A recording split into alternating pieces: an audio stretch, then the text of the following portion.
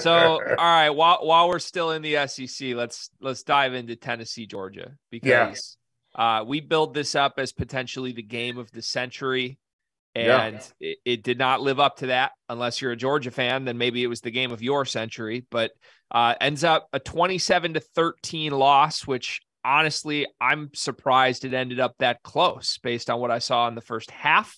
Felder, let's go to you first. No, I'm going to the notebook, dog. I love it. Because there's a couple different things here.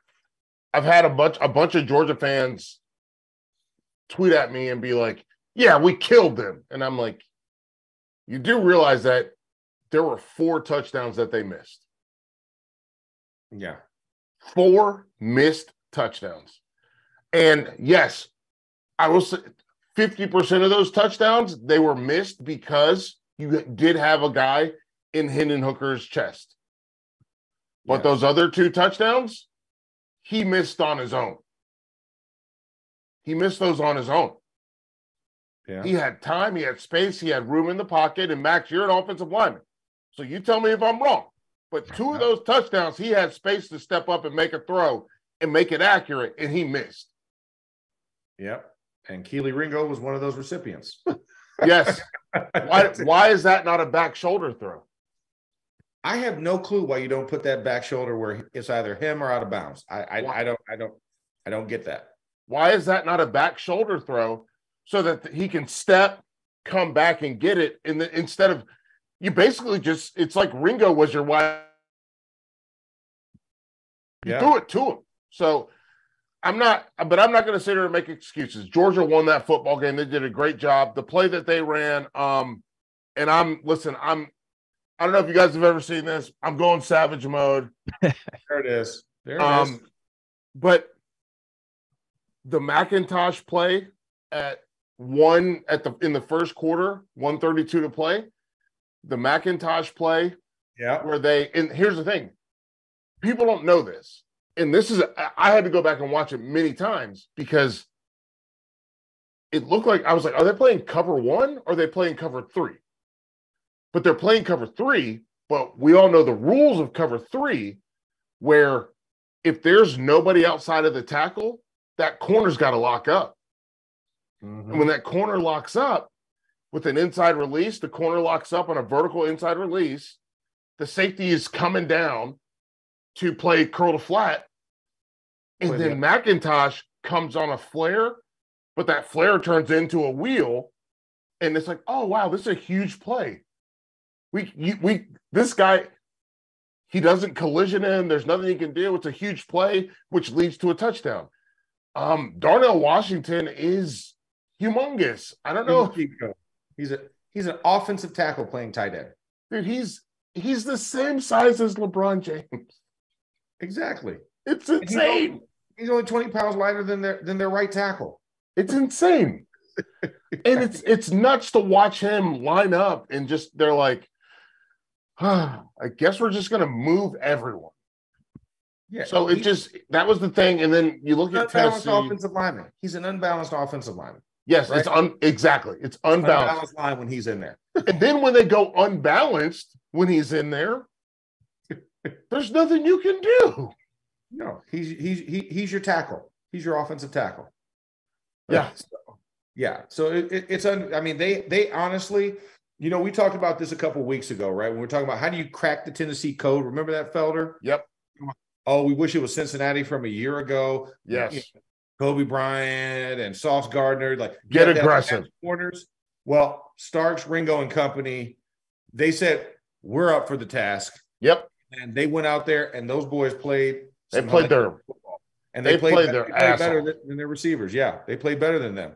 They did. They played their ass off, and they played better. And here's the thing: because we talked about this, being able to. There's a difference between being able to score 40 and wanting to score 40. That first half of that game, Georgia's like, if we got to get 40, let's go get it. We'll beat you to 40. And then they realized, oh, now that they're down bad, they ain't got nothing for us, baby. We don't need 40. We don't need 40. We don't need it.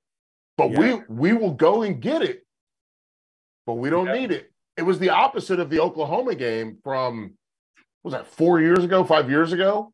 The Oklahoma game where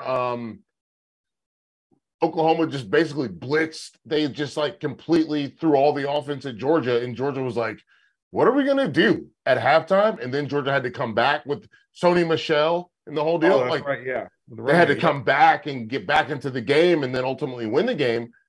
This was like, no, that won't happen to us again. No. This will not happen to us again. We're going to put the pedal to the metal. We're going to get you. And so to put this in perspective, 3 DBs, Ringo, Starks, Bullard. Yep. Right? Yes. They accounted for 23 of the tackles. I know. In this football game, Greg. All on the edge. All on the outside. Yep. That was exactly the blueprint to beat Tennessee. You have to make those tackles. You have, as the DB cannot make a business decision out there. Nope. The DB has to play with reckless disabandonment and disregard. You have to get him on. See, I think you call it reckless disabandonment. I think he has to play with this conservative decision to get him on the ground. Yeah. You gotta. Most DBs don't know how to tackle. Yeah, you're correct. Or it's a cut tackle. Like the recklessness means you're coming in with force and you're coming in with both hands. Here's the thing. This is oh my goodness. You're getting me into my bag now, Max, because There we go. Come on. They came in with their shoulders in their face, and then they shot their guns. Yeah. And they got them on the ground. Yeah. They didn't come in running, grabbing at people. Or diving. Or diving. When you come in grabbing, or you come in diving with no arms, you miss tackles. Mm-hmm. But they came in with face and shoulders, and then they wrapped up. And they got those guys on the ground. And that's the difference. I mean, I'll take it back to a week ago, Ohio State and Penn State, when we saw Parker Washington out on the edge. Yeah. And 2 Ohio State players came in, no arms, one guy came in with all arms, one guy came in no arms. They both missed the tackle on the same player, and then he scored a touchdown. Yeah. You have to run through your target. Yes. Got to run through them. Putting your face in the fan, Felder. Put your face in the fan. Bingo. Exactly I like that. I like that. Put your face in the fan. That's all it comes down to. And they weren't intimidated. No. And I think that's kind of when we talk about like teams of the past, right? You know, teams are already beat before they enter the stadium. Yes. Yeah. And I think that's where you have to say, you know what? No, not in my house, not between these hedges. Well, that's not this stadium. I think that, and here's the thing for me. I think Tennessee, and I thought, again, I will say this, I thought Tennessee was going to win. Yeah, me too. I had them picked to win. And I think that Georgia, once Tennessee got to the point where what they're used to doing didn't work, they were, that kid that's like, okay, please, I'm done. I want to take my basketball and go home. Yeah.